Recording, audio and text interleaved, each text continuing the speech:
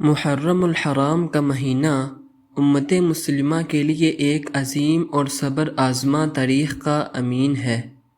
اس ماہ مبارک کی عظمت اور اس سے جڑے واقعات کو یاد رکھنا یقیناً ایمان کا حصہ ہے، لیکن کیا ہم نے کبھی غور کیا کہ غم منانے کے جو طریقے ہم نے اپنا لیے ہیں، کیا ان کا تعلق اسلام کی روح سے ہے؟ کیا سیاہ لباس پہننا کوئی مذہبی تقاضا ہے یا محض ایک رسم؟ آج کی اس ویڈیو میں ہم اسی پہلو پر بات کریں گے کہ محرم میں سیاہ لباس کی روایت کیا ہے اور اس کا اصل اسلامی اور علمی نقطہ نظر کیا ہے۔ اکثر لوگ یہ سوال پوچھتے ہیں کہ کیا سیاہ لباس پہننے سے کوئی بیماری لگتی ہے یا کوئی نحوست آتی ہے؟ تو اس کا واضح اور علمی جواب یہ ہے کہ اسلام میں کسی خاص رنگ کے لباس کے پہننے سے نہ کوئی بیماری لگتی ہے اور نہ ہی اس سے شرعی اعتبار سے کوئی نحوست لازم آتی ہے۔ رنگوں کے حوالے سے اسلام کا اصول یہ ہے کہ اللہ تعالیٰ نے کائنات میں تمام رنگ پیدا کیے ہیں اور کسی بھی رنگ کے پہننے پر کوئی پابندی نہیں ہے۔ سیاہ لباس پہننا بذات خود تو نہ تو گناہ ہے اور نہ ہی باعث بیماری، البتہ اگر کسی رنگ یا لباس کو اس نیت سے پہنا جائے کہ یہ غم کی علامت ہے یا اس کے بغیر غم مکمل نہیں ہوتا تو یہاں مسئلہ عقیدے کا پیدا ہوتا ہے۔ دین متین ہمیں بتاتا ہے کہ غم دل کی کیفیت کا نام ہے، اسے کسی مخصوص رنگ کے کپڑوں میں مقید کر دینا شرعی طور پر ثابت نہیں ہے۔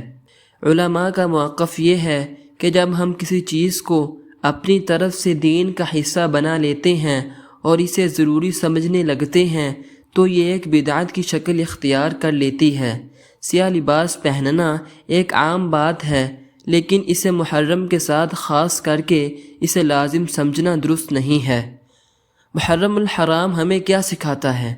یہ مہینہ ہمیں شہدائے کربلا کی قربانیوں، حق پر استقامت، صبر اور شجاعت اور اللہ کی رضا کے لیے ہر چیز قربان کر دینے کا سبق دیتا ہے۔ ہم سیاہ لباس پہن کر اپنے آپ کو غمگین تو ظاہر کر سکتے ہیں، لیکن کیا ہم نے اپنے کردار کو حسینیت کے سانچے میں ڈالا ہے؟ یہ ہے کہ ہم اپنی زندگیوں کو شریعت کے مطابق ڈالیں، حقوق العباد ادا کریں اور سنت نبوی پر عمل پیرا ہوں۔ اگر ہم اپنی زندگیوں کو اللہ کے حکم کے تابع کر لیں تو یہی اصل خراج تحسین ہے ان ہستیوں کے لیے جنہوں نے حق کی خاطر سر کٹانا تو گوارا کیا لیکن اللہ کے حکم سے انحراف نہیں کیا۔ خلاصہ یہ ہے کہ محرم میں سیاہ لباس پہننا کوئی شرعی تقاضا نہیں ہے اور نہ ہی اس سے کوئی بیماری یا نحوست جڑی ہوئی ہے۔ اسے صرف ایک فیشن یا عادت کے طور پر تو دیکھا جا سکتا ہے، لیکن اسے غم کی نشانی یا مذہبی رسم سمجھنا غلط فہمی ہے اور بالکل درست نہیں۔ آئیے اس مہینے میں ہم اپنی ترجیحات کو بدلیں، بیرونی علامات کی بجائے اپنے باطن کو سنواریں، شہدائے کربلا کی یاد میں اپنے اخلاق کو بہتر کریں، نمازوں کا اہتمام کریں اور صبر و تحمل کا مظاہرہ کریں۔ دین اسلام سہولت کا نام ہے، اسے رسومات کی زنجیروں میں نہ جکڑیں۔ اللہ تعالی ہمیں دین کی صحیح سمجھ عطا فرمائے اور ہمیں حضور اکرم صلی اللہ علیہ وسلم اور ان کی آل پاک اور اصحاب کے نقش قدم پر چلنے کی توفیق عطا فرمائے۔ آمین۔